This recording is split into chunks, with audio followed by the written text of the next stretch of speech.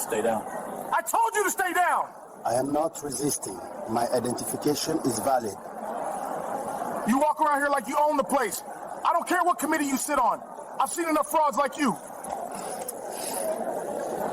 At 7:42 p.m. on a Friday evening inside John F. Kennedy International Airport Terminal 4, a black man in a tailored charcoal suit walked through the international arrivals corridor, alone. His name was Patrice Amaya. He was 48 years old, a sitting member of the FIFA World Council, one of the most powerful governing bodies in global football, and a senior official within the Confederation of African Football. He had served on the FIFA Council for 11 years, representing a bloc of nations whose combined football programs reached hundreds of millions of people across 2 continents. Less than 18 hours earlier, he had stepped out of an emergency closed-door FIFA Council session in Zurich, Switzerland, 9 unbroken hours convened to settle a contested arbitration matter involving 3 national football associations. The outcome was sensitive. The documents were sealed. Amaya had been designated as the official courier for a bound set of FIFA Council correspondence, stamped with the organization's red wax emblem and marked with confidential governance classifications. These were not public documents. They were bound for the office of FIFA's North American Secretary General representative in Washington, D.C. He had landed at JFK on a transatlantic connection and was crossing Terminal 4 to catch a domestic connector to Reagan National Airport, where a formal handoff was arranged for the following morning. The terminal was loud with the usual Friday evening energy, international arrivals filtering through customs, business travelers dragging rollers toward the domestic gates, airline crews moving efficiently between concourses. Amaya moved through them with the measured calm of a man accustomed to the rooms of global power. His pace was even, his posture upright, his FIFA Council accreditation badge displayed on a lanyard embossed with the organization's official crest. He carried a leather briefcase in one hand and the sealed FIFA correspondence pouch tucked under his other arm. He wasn't drawing attention. He wasn't making a scene. He was a senior international official trying to cross a terminal and catch a flight. He just wanted to get to his gate. If you're curious to know what the racist airport security did and how that action ended his career, then subscribe right now and like this video. Drop your location in the comments. This story is reaching every corner of the world, and I want to know where you are watching from. Officer William Watson stood near the international arrivals exit corridor with a coffee in one hand and his radio clipped to his shoulder. He was 35 years old and had been with the Port Authority Police Department at JFK for 8 years.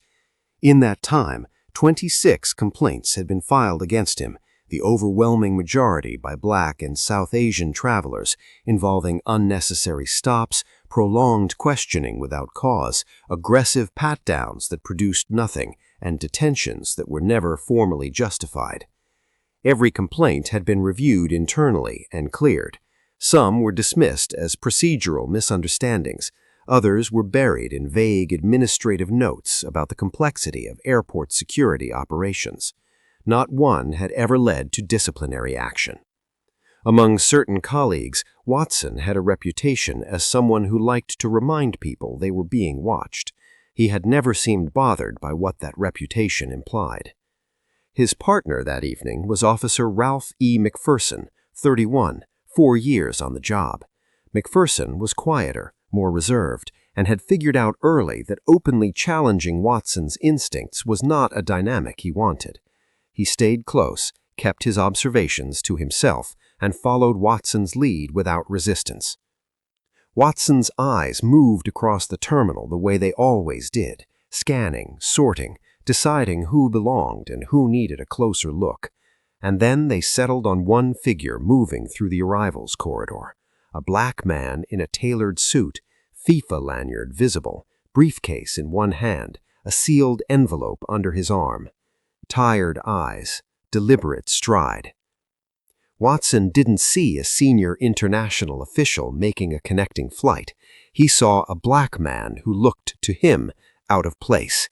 He made his decision before he had taken a single step toward him. He was already moving. Watson stepped directly into Amaya's path near the center of the corridor. The gap between them was less than 2 feet. "Hey, hold on." Watson planted himself, arms loose at his sides, posture deliberately wide. "Where are you coming from?" Amaya stopped. His posture remained composed, his tone measured. "International arrival, Zurich connection. I'm transiting to a domestic gate," he said simply. Watson's eyes moved slowly, over the suit, the lanyard, the accreditation badge, the sealed pouch under Amaya's arm. He did not step back. "What's in the bag? What's that envelope?" Watson's voice carried the particular sharpness of a man who had already decided he didn't like the answers he was about to receive. "I am a member of the FIFA World Council," Amaya replied, calm and deliberate. "I'm carrying official FIFA governance correspondence.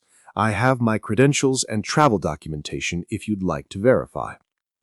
"Let me see," Watson said, flatly, hand out. Amaya reached into the inside pocket of his jacket and produced his FIFA Council identification card and travel itinerary. Watson examined them the way a man examines something he has already decided is not legitimate, turning the card over slowly, looking at the photo, looking back at Amaya with the measured contempt of someone performing skepticism rather than actually feeling it. "This could be fake," Watson said, tilting the card slightly. "Anyone can print one of these." "It is not fake, officer. You can verify through—" "I decide what I verify," Watson cut him off. He handed the ID to McPherson without looking at him. Amaya's expression stayed controlled, but his jaw had tightened slightly. "I would like to speak with a supervisor," Amaya said. Something shifted in Watson's face. "You don't get to make requests. Put everything down, both bags," he said, his voice dropping into that register officers use when they want to make a simple instruction feel like a warning. Amaya placed his briefcase on the floor slowly and carefully, but he kept the sealed FIFA correspondence pouch under his arm. "Officer," Amaya said, "this document is official FIFA Council correspondence under confidentiality seal. I am not authorized to surrender it to law enforcement without a formal written request through the appropriate diplomatic channel." Watson stepped closer, his voice lowered, but the corridor carried it far enough for the travelers beginning to slow down and watch. "I don't care what you call it," he said. "You put it down, or I will put you down." McPherson shifted his weight behind them. His eyes moved to the phones already being raised across the terminal. He said nothing. Amaya did not put the pouch down. He held it steady under his arm, his voice calm and clear. "This document is under official FIFA confidentiality seal. I am not authorized to release it," he said. That was the last full sentence he completed before Watson grabbed his arm. The grip was immediate and hard, fingers locking around Amaya's forearm just above the wrist. Amaya did not pull away. He did not shift his weight. "I am not resisting. This correspondence is sealed," he said, his voice still controlled, still measured. Watson wrenched the arm upward and backward. Amaya's jaw locked, but he held still. Then Watson drove his open palm into Amaya's upper back and shoved him forward with full force. Amaya's knees hit the tile first, then his shoulder, then the side of his face. The sealed FIFA correspondence pouch skidded across the terminal floor, spinning to a stop near a row of seating at the far wall, the FIFA crest and confidentiality markings face up, visible to every phone and every camera in the corridor.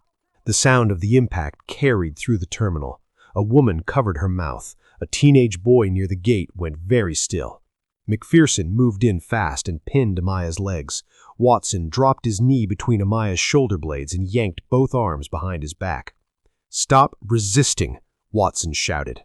"I have not moved," Amaya said. His cheek was pressed flat to the tile. His breathing stayed controlled. "You are being filmed." Watson leaned in close. The body camera on his chest was recording. Every word was captured. "Guys like you always have some title," Watson murmured, almost to himself now. "Doesn't mean anything to me." The terminal corridor had stopped moving. A wall of phones surrounded the scene. A man in a clerical collar near the arrivals board stepped forward, his voice hard and steady. "That man has done nothing. Let him up, right now," he said, loud enough that Watson couldn't pretend he hadn't heard it. A young woman near the domestic gate had her phone raised at full arm's length, live streaming. The viewer count was climbing by the second. A woman in a dark blazer stepped forward and spoke in a clear, deliberate voice. "I'm an attorney, and what I am watching is an unlawful detention," she announced, making sure every word landed. McPherson leaned toward Watson, voice low and urgent. "Will, maybe we should get a supervisor over here," he said, watching the phones multiply. Watson didn't look at him. He tightened the cuffs and stood up straight. Port Authority Police Sergeant Kathleen C. Lee came around the corridor junction at a brisk walk, drawn by the radio call McPherson had finally sent and the sound of raised voices carrying down the terminal. She was 46 years old, 20 years on the job, and she had supervised enough incidents to know the difference between a situation that required control and an officer who had manufactured one. What she saw made her stop completely. A black man in a well-cut suit was face down on the tile floor of Terminal 4, a FIFA Council badge visible around his neck, cuffs on his wrists, 2 officers standing over him, and a sealed document pouch lying across the open corridor with the FIFA confidentiality markings facing upward, accessible to everyone in the terminal. She moved fast. She stepped between Watson and the crowd, looked down at Amaya, then back at Watson. "Get him up, right now," she said. "He was non-compliant," Watson started. Lee crouched and picked up the FIFA Council identification card McPherson was still holding. She read the name, the title, the governing body. She stood slowly and looked Watson directly in the eyes. Her voice dropped low enough that only the 3 of them could hear it. "William, do you have any understanding of what you just did?" she asked. Watson's jaw tightened. He started to answer. "Take the cuffs off, now," she said, cutting through whatever he was about to say. Watson didn't move. "That was not a question, officer," Lee said, and this time the words carried a weight that settled the matter completely. McPherson stepped forward and removed the cuffs. Amaya rose from the tile with deliberate steadiness. His jacket was torn at the shoulder seam. The side of his face was marked from the floor. He flexed his wrist slowly and met Lee's eyes. She held his gaze.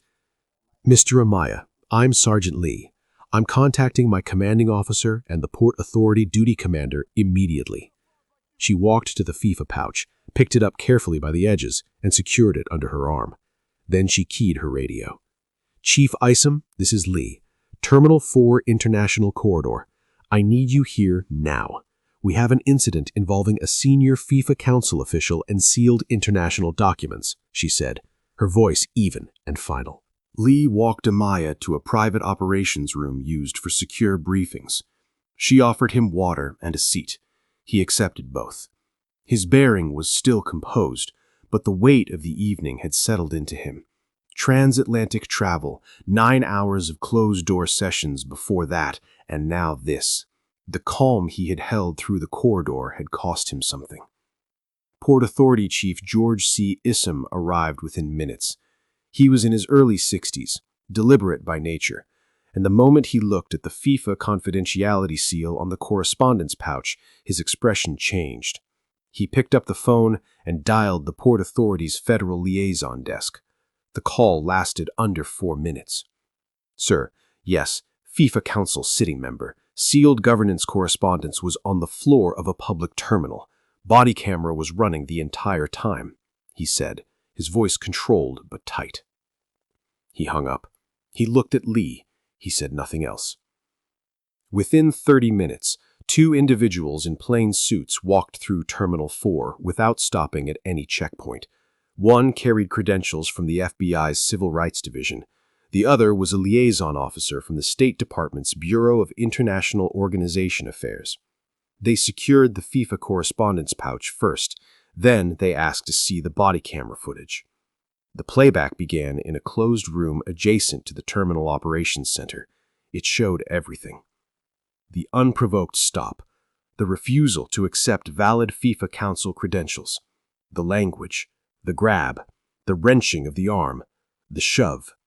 The sound of Amaya's body hitting the terminal floor. The knee.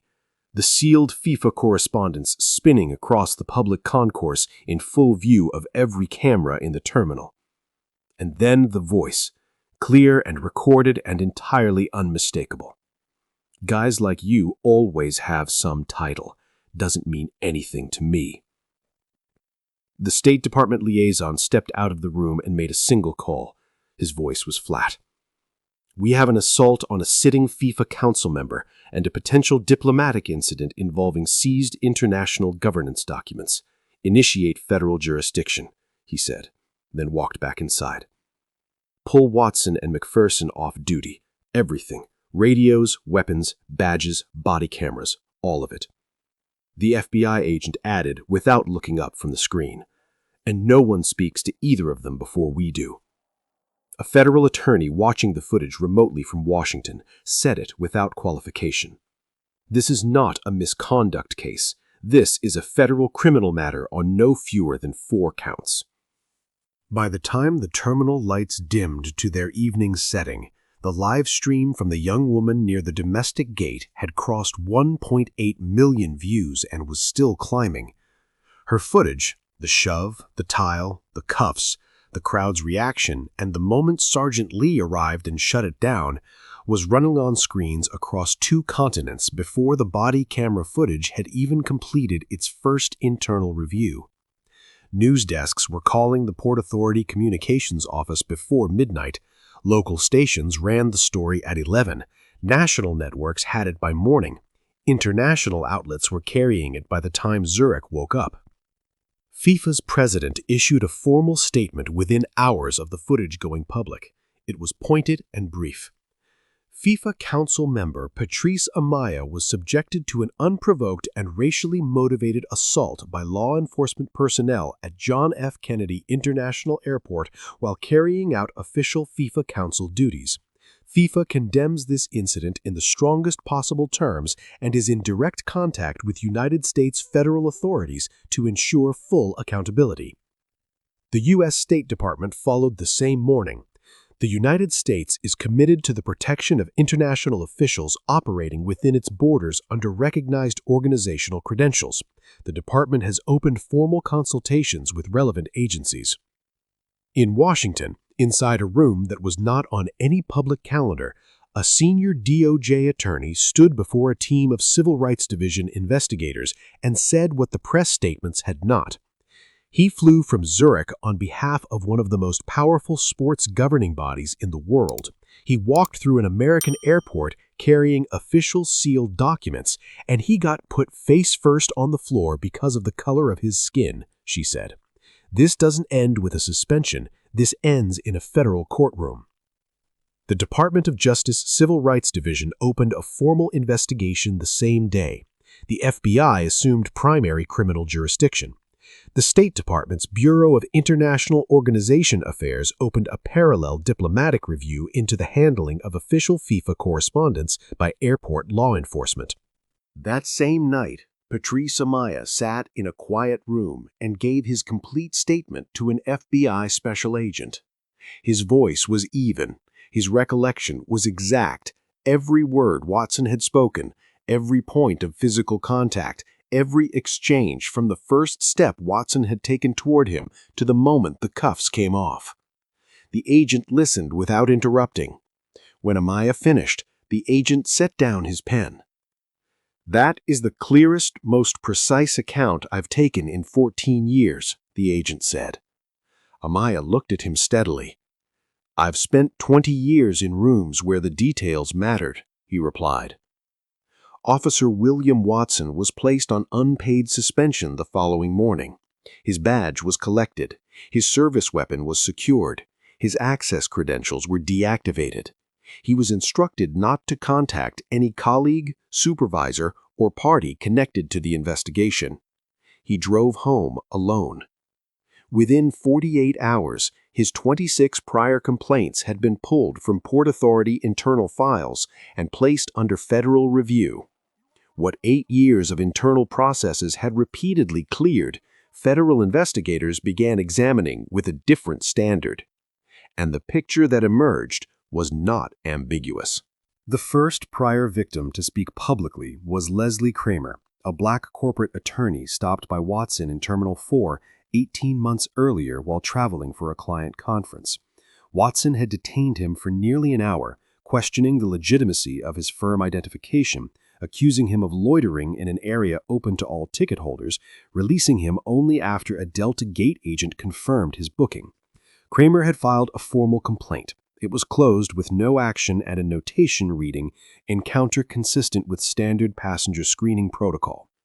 The second to come forward was Raymond P. Snyder, a JFK Airport operations supervisor of Puerto Rican descent who had worked at the terminal for 11 years. Watson had stopped him twice in the same month, demanding to see his employee credentials both times, questioning the legitimacy of his access clearance on the second occasion, and telling him he had no reason to be in the area he had worked in every day for a decade. Snyder had filed a grievance. It was absorbed into the internal system and never surfaced again. Then came Florence Tucker, a black woman traveling alone with her 2 young children when Watson pulled her aside for what he called a random screening. It lasted 40 minutes. She missed her flight. Her children were frightened and confused. "Passengers who cooperate don't have anything to complain about," Watson had told her, as if that settled it. She filed a complaint through the Port Authority's Passenger Liaison Office. No one ever contacted her. 22 individuals in total came forward within the first 3 weeks. Each account followed the same structure. A person of color stopped without cause, a fabricated or vague justification, an aggressive encounter, a complaint filed, a complaint buried. Internal communications obtained during the federal review confirmed what every prior victim already understood. Supervisors had known. A memo from Port Authority Duty Supervisor Dustin K. Balance, dated 19 months before the Amaya incident, read, "Watson's numbers are solid and the sector stays orderly. Don't make this a personnel issue. Move on." That memo became a central exhibit in the federal investigation, not for what it said about Watson, but for what it proved about the department. The pattern was documented, the authority to stop it had existed, the decision had been to leave it alone. They knew, they had always known. William Watson sat in his living room under the terms of his suspension. A cable news segment was running on the screen. His name was in the lower third. It had been there every evening for weeks. His wife had taken the children to her sister's house. Former colleagues were not returning calls. The union, which had processed or monitored 26 complaints across 8 years without once pushing for meaningful review, had issued no statement, retained no legal counsel on his behalf, and sent no representative to his door. Each day brought new coverage, another prior victim speaking on camera, another legal analyst walking through the body camera footage second by second, another segment about the sealed FIFA correspondence that had slid across the floor of a public international terminal because one officer had decided that a black man in a suit with a lanyard around his neck didn't look right to him. Outside the federal courthouse in Lower Manhattan, demonstrators had gathered with printed stills from the body camera footage. Watson's knee on Amaya's back, the FIFA correspondence pouch on the floor, confidentiality seal facing up, the crowd in the corridor, phones raised. Inside, attorneys were preparing what multiple legal observers described as one of the most clearly documented federal civil rights cases in recent airport law enforcement history. FIFA had not withdrawn its statement. Diplomatic consultations between FIFA's legal division and the State Department were ongoing. Federal monitors had been assigned to review Port Authority operations at JFK before any verdict had been reached. Amaya had not spoken to the press since his statement to the FBI. He had returned to his work at FIFA's governance offices. His colleagues on the FIFA Council had issued a joint statement. The matter, they made clear, was far from resolved. The body camera footage had crossed 40 million views. It had been formally entered into federal evidence. It would be played in a courtroom, every frame, every word, every second of a FIFA Council member's face pressed to the floor of an American international airport while carrying sealed documents on behalf of one of the world's most powerful governing sports organizations. and somewhere between a federal investigation and charges that could reach 13 years, a man who had spent 11 years at the table of global football governance sat and waited for a system that had failed him on a terminal floor to decide whether it would fail him again.